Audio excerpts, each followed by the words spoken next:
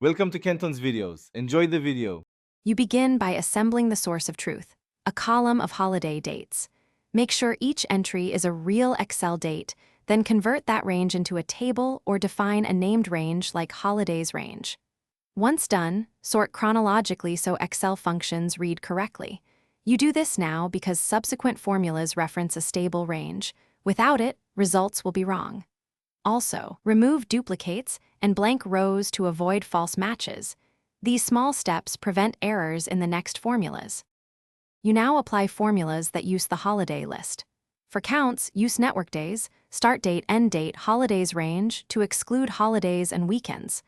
For scheduling, use workday, start date, days, holidays range to return the next valid workday. This respects the holidays you defined. If weekends differ, swap to network days. Intel or workday.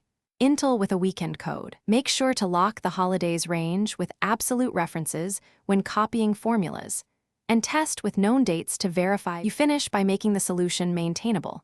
Convert the holiday list into a table so additions update formulas automatically, and add conditional formatting to highlight holiday dates in calendars. Once done, document the named range used by workday and network days. If results look wrong, check 3 common issues: cells stored as text, missing absolute references to the holiday range, and duplicate or incorrect year entries. Fix those and recalculate. Then your holiday-aware schedules will behave predictably.